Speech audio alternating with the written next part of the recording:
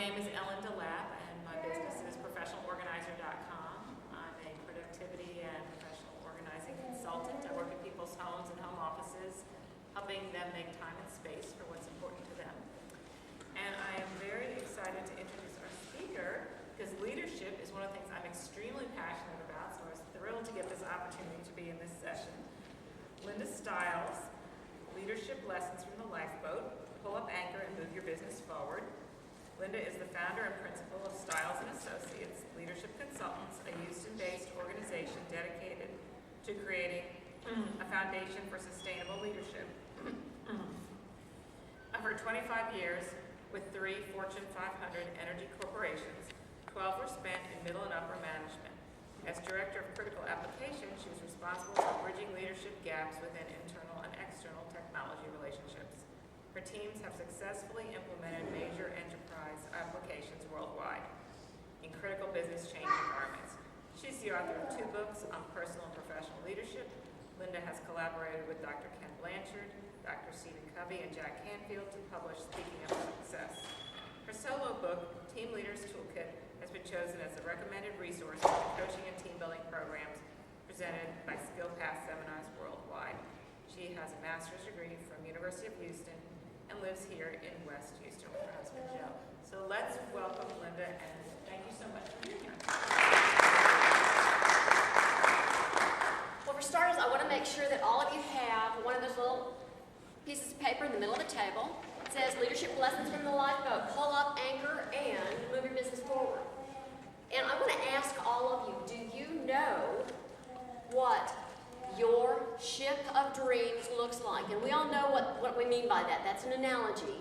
What you want your business, what does your business look like if it's wildly successful? We just heard Suzanne talk a little bit about what her business looks like when it's wildly successful. So what does yours look like? So I'm going to have you think about that for a minute. But I'm going to tell you, my ship of dreams was I wanted to have, and I had, a number of corporate clients that had me come in and do simulation team building with them. I had annual contracts that was keeping me busy and well fed until the beginning of this year. How many of you actually experienced a little bit of we'll say an economic effect on your business this year? I had 2 major clients call me and say, Linda, we love you, but we are going to have to put these huge trading contracts on hold just for this year. And we'll revisit them towards the end of the year. Well, I'm thinking, oh my gosh, all of a sudden my calendar's really open and my bank account is really short. So I said, you know what? I am not going to let this slow me down. I'm going to change the way that I do business. And so I took all my corporate programs, kind of had the attitude, okay, if you guys don't want them, then I'm going to market them to the public, which is what I did. I took all of my programs, repackaged them for the public, reduced the price. Did you guys hear Suzanne? I loved what she said. Reduce the price so that they will come. And they did. Made up for my lost business. What I want to do is, out of that analogy, my ship of dreams was those corporate contracts. And as soon as they said no, it plummeted me into the lifeboat. So when we talk about leadership lessons from the lifeboat today, we're talking about what lifeboat is your business in. Now, we are going to be highly interactive because you notice I don't have a PowerPoint. And in fact, that's one of my signature points because I'm going to be talking with you a little bit and then I'm going to have you thinking and writing on a piece of paper. Because I want you to leave here with some action points of what do I do if I'm in the lifeboat. So we've got 3 folks here, and you know what, Ruby, can I get you to join these ladies right here? And Barbara, can I get you to move to another table that has some people on it? So I want you guys to be clustering. Maybe Barbara, you could move up here with a little cluster of 4. How about you, Rosie? Let's just cluster. Ladies, we do this really well. Just cluster, okay? Now, what I would like for you to do on your piece of paper, you'll notice there are 2 lines at the top. I want you to think really hard, and I want you to talk with the other folks at your table and find out and discuss, what is my ship of dreams? What does it look like? Ruby, when you start thinking about ship of dreams, you think about where do you want to take your business. She's got a cellulite wrap business. Where do you want, what does success look like to you? So I want you guys to be thinking about it and verbalizing it and write it down. I'm going to give you a few minutes to do that. Introduce yourself. Come on, ladies. I know you can get out of this.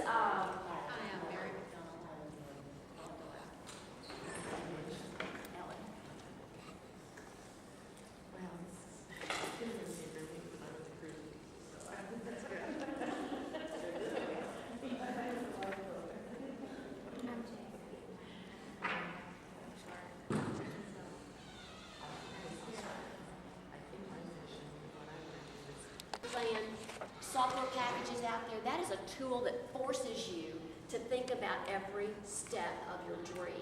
Now let me ask you this, if you're thinking about your ship of dreams, I just want you to tell me, what does it look like? And I'm not saying from a business standpoint, if you had to put a visual to your ship of dreams, what does it look like? Is it a cruise ship? Of course, Jody's is going to be a cruise ship. Is it a huge ship? Is it a fishing boat? Is it a yacht that has 4 bedrooms in it?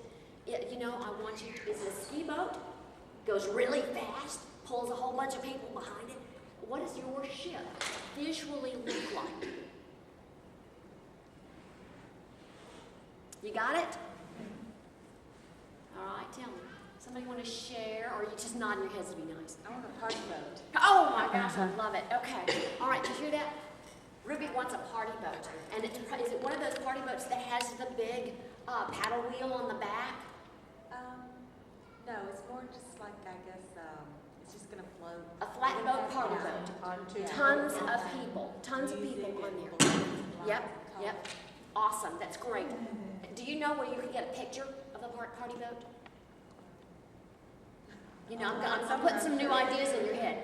Okay, who else has I want you to look for a picture for a party boat. What do you think, Mary? I'm having a sailboat because I'm an environmental engineer and I want it driven by wind. Awesome. My master's is in environmental management, so we have a little connection here. Okay, great. And so is it one of those huge Windjammer 3 Masters? Yes, it is. Woo! All right. Okay, anybody, what do you think, Wendy? Okay, I get extremely seasick, so my boat is sitting on the beach watching the other boats go by. So, You know what? Okay, now the visual, do you have a visual there being shipwrecked? yeah. No, I don't. I want you to change the meaning of that visual. That Yeah. means that she's on the beach, her ship has come in. That's right. See, I'm watching. And how many of you, your ship is out there? No, I'm watching, yes. Okay, her ship has come in and she's sitting on the Yeah, deck. that's right. All right, anybody else want to share what your boat look like? What does your ship of dreams look like? A yacht, okay, a very exclusive yacht with a personal chef. Okay, all right. I thought it was a Disney cruise ship. Okay, she's got the Disney cruise ship going. So she's into fun. I want you, one of the reasons that I hope I bring this up, and I'd like for you to keep on your radar, get out there, find a picture of the ship that you have defined in your mind. Then I want you to put under it the name on that ship. And I'm going to use Mary's example, the back, and pick a name for your dream. Pick a name for your dream. And the back of Mary's Windjammer sail is going to be, she's going to already know what she's going to have plastered on the back of that sailboat. You got to have a good visual of your ship of dreams.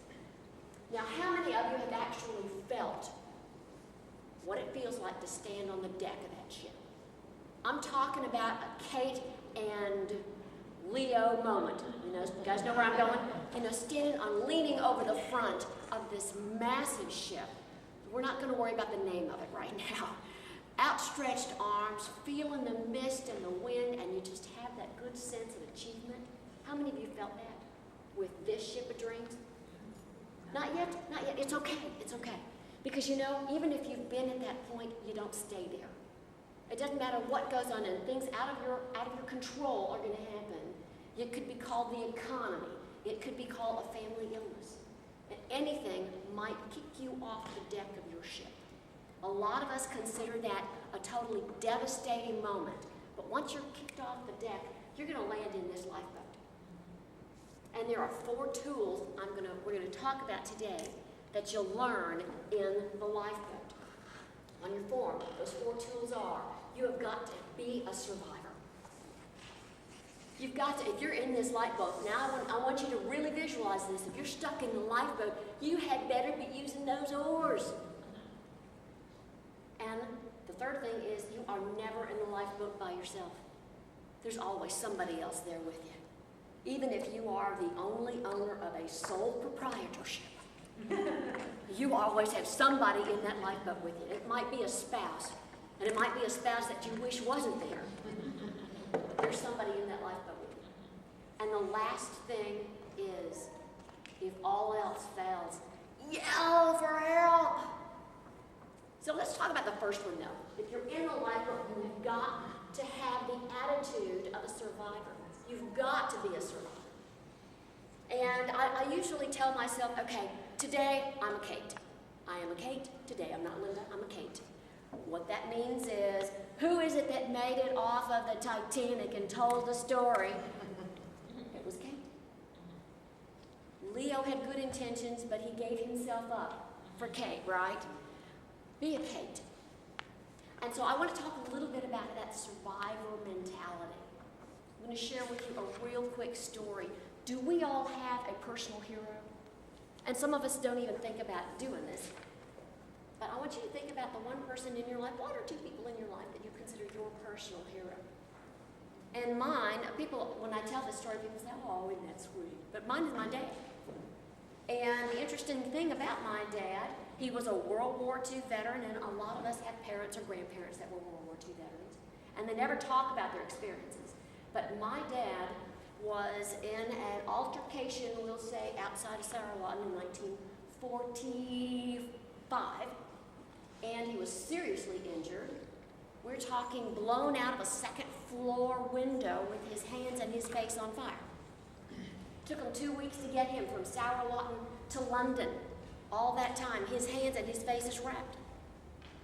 Took him another 2 weeks to get him from London to the United States.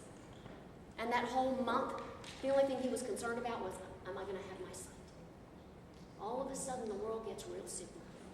It gets real simple when you've got that type of devastating personal issue that you're dealing with. My dad spent 4.5 years rebuilding his dexterity. The only man I know that knows how to knit. But he used to tell me, I get so irritated with, irritating things around you in the world, and my dad would say, you know what, kiddo, in the big scheme of things, it just doesn't matter. So my dad taught me 2 things. Number 1, he taught me patience. Number 2, he taught me, I'm not going to say determination, but he taught me perspective. Put things in perspective. You may be in the lifeboat, but things are not as bad as they could be. Look to your heroes. Now what I want you to do is, I want you to put your heads together. I want you to tell me and write down who are your heroes and what have they taught you. So come up with a couple of examples. Who are the heroes or who are the survivors that you see, and what have you learned from them? Because when you get home, you're going to put a little sign up that says, today I'm a Kate. Or today I'm a Dan. Or I'm a Lance. Lance Armstrong. So be thinking about who your hero is and who you know as a survivor. Write that person's name down. I want you to write down, what have you learned from them.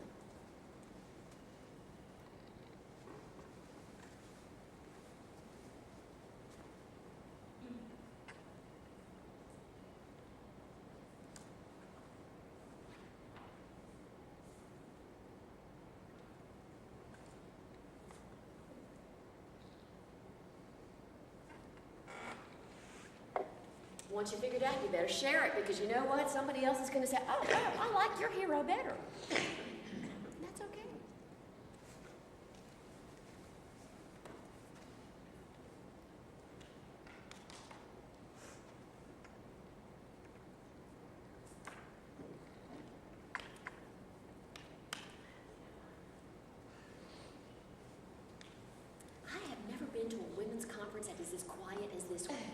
Ladies, come on. Share. Thank you, Suzanne. Share. Tell each other who your hero is, and if you haven't figured it out, you have a cake. Oh, good. Oh, cool.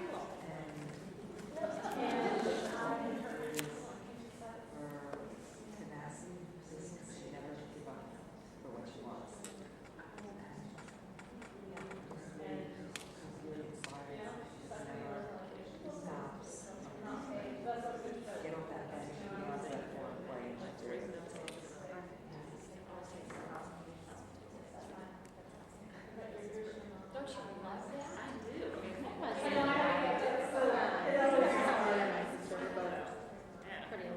Pretty. My next question is, does he know that? He doesn't know. Okay, good. His friends are over. Do it yourself. And then, I had two that she can't live without man. Always has to have somebody. Always has to be very dependent on the person. And I'm like completely opposite. So like, do it on my own. Of course, I am married. It's not a big thing, but but it was one of those things. And that's one thing that I try to do things on my own. People stood up to that. She would challenge me. It was my grandma. She came from Norway when she was 12. And my dad put her and her 15-year-old sister on a freighter ship.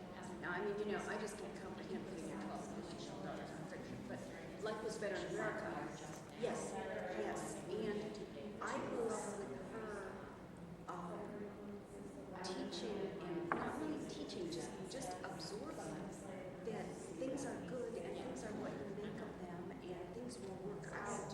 And yes, and so I just, they lived 2 miles from me, so I was always over at her house, and I just said, so yeah. I don't think she I said my mom for she taught me a lot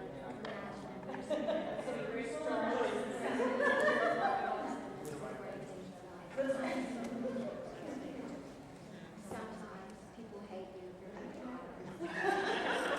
And whose problem is that? That's theirs. Has everybody gone around the table? Say my mom, my niece, but is it true about it in my law? Because I didn't grow up with her. So her influence on me has been, after she passed away, and I got to know her from Oh, wow. Now that's an interesting, oh my gosh, that's awesome. That is awesome. from her. Her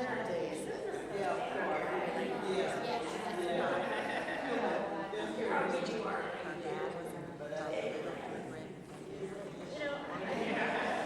in California, and he joined the military, and he had been an honored military person and everything, and so she moved around a lot. She didn't always make the right decisions, but she changed to suit the times and the environment. And I bet you she made those changes based on, especially that had to do with kids, based on what's best for them. Right. Awesome. That is a real tough decision. She was a tough lady. Now, did you guys come up with what you're gonna learn something from the survivors in your life? What are you gonna learn from them? If you think about Ruby's story, what she learned from a mother that she never really knew is this is a woman that had her priorities straight. The world may not have thought. So, put a word to what you learned from them. That's tough.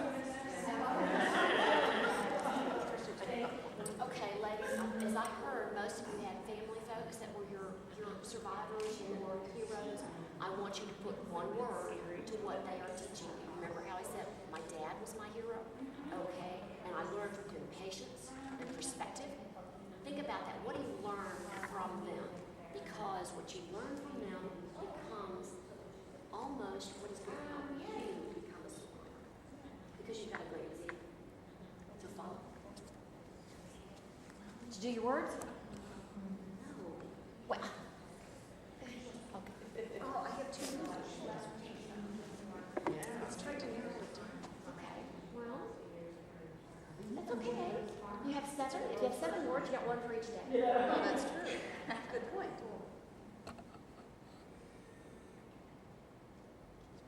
Give me a word.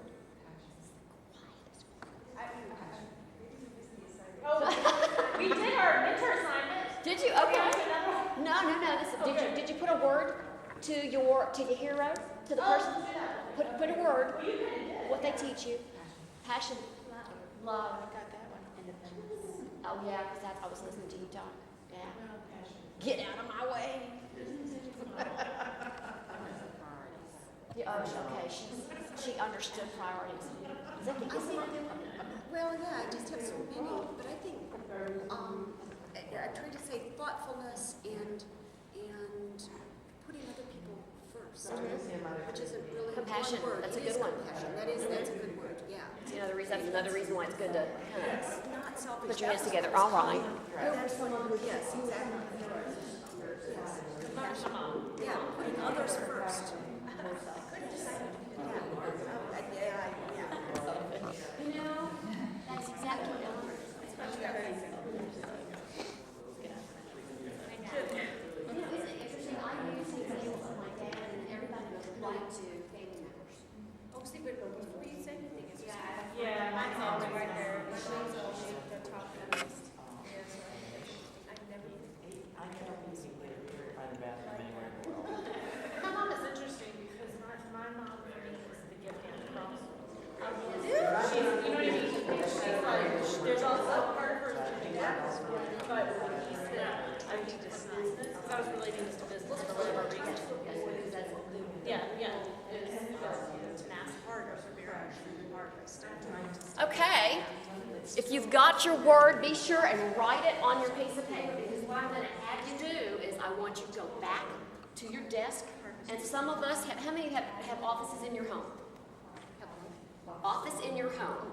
Yeah, most of us do. And so when you get back to your desk, either take this handout and pin it up somewhere, because I want you to start remembering these things on a daily basis. Because a daily basis, how often are we kicked into the lifeboat? Every day. It might be hearing after 3 phone calls, you know, we've listened to Suzanne and she says, okay, you've got this system, get pumped up, and you call 3 people and they all tell you no. I don't know about you guys, but I kind of sink into my lifeboat there. So I want you to be able to look at something that's going to drive you, get you out of that lifeboat, because you've got to have something that's going to bail you out and get you back on that phone. All right. The second thing is, while you are in that lifeboat, you're going to be thinking about your hero. You got your word there for your hero and how you are going to move forward. If you're just sitting in the lifeboat, you're not going anywhere. So you've got to use your oars. Now, in your case, from a business standpoint, your oars are the tools of your trade. It might be a product. It might be one of the things that has really struck a chord with me today is Suzanne's Money Mountain, where you can define what you are going to market and offer. Each one of those levels are tools of your trade. I notice a lot of us are in the service business. Some of us actually have a retail product. Ruby has a retail product that she sells. Those are tools of your trade. You had better know those tools inside and out. Because if you don't know them, it's going to be real hard to get somebody else to sell them. And that's one of the challenges of multi-level marketing. A lot of times when we get into a multi-level marketing situation, we are more focused on getting people to buy. We need to be more focused on knowing the product, using it, living it, breathing it, because if we're not, it's real hard to convince somebody to buy a product that we aren't committed to. So know the tools of your trade. Also, we have to be able to determine if the tools we have are the right ones. After 25 years of technology, I was surrounded with people that anytime a new tech tool came out, everybody they had to be cool. They had to have, this is the latest and the greatest. You have to have it. And as I moved into middle and upper management, I would have my staff come to me, well, we've got to have this latest cool toy. And I told each and every one of them, if you want to present the company buying this tool, you had better come to me with 5 strategic reasons why we need it. Because if we have a tool that is creating change just for the sake of change, all of a sudden, what are we doing? We are spinning our reels. We're rowing with one oar. So I want you to put your heads together, and I want you to do 2 things. I want you to make a list. You might have to use some other open spaces, but make a list of the tools of your trade. Then I want you to make a list of the tools that you're using that might not be necessary. And that is a tough thing to think about. So put your heads together, talk about the tools of your trade. And then look at what you're using in your business that is detracting from your ability to focus on business.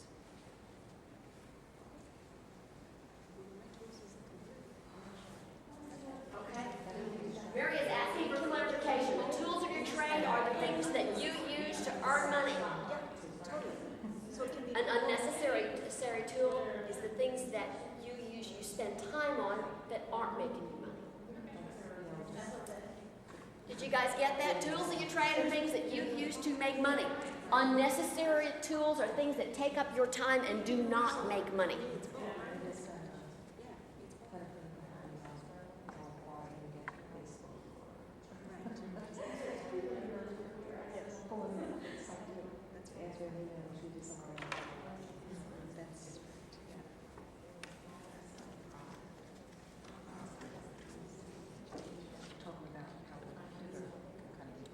Oh, isn't that interesting?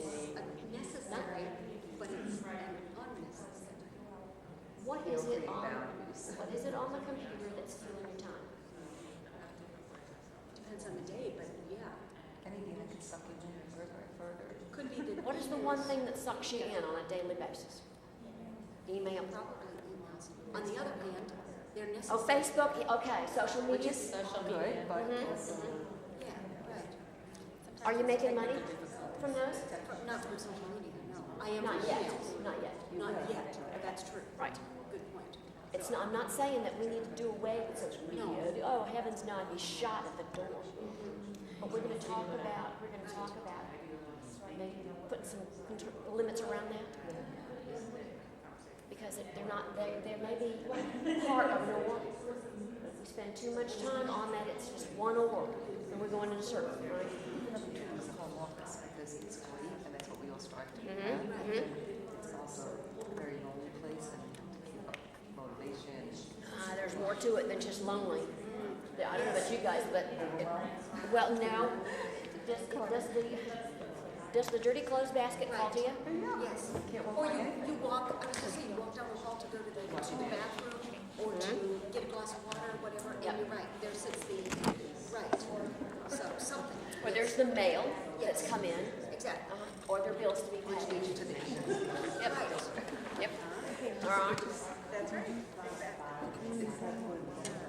There you go, that's exactly right.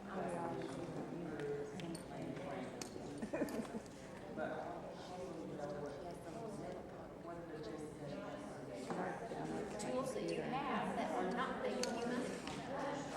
What is it that takes up time in your day? It's not making you money.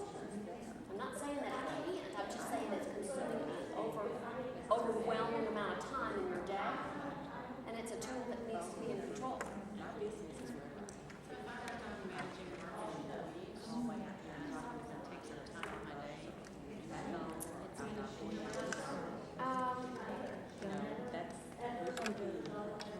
I would have to define that a little bit further when you start talking about employees. That is an unnecessary tool. If it's taking up too much of your time, then I need to look at, okay, what now? If I'm correcting behavior, too much behavior, maybe we need to put some processes in place. Maybe we need to put policies in place and say, here, these are the boundaries. Okay, so the fact that I not making that per se when I'm practicing my simulation or Well, I read the book, but Yes. fortunately, that's just, those are not personality and the law. Okay. She is That's a good, name on it. that's good. But we're gonna talk about controlling that too. Facebook. Oh, social media? Yeah, that's another thing that's been mentioned over here.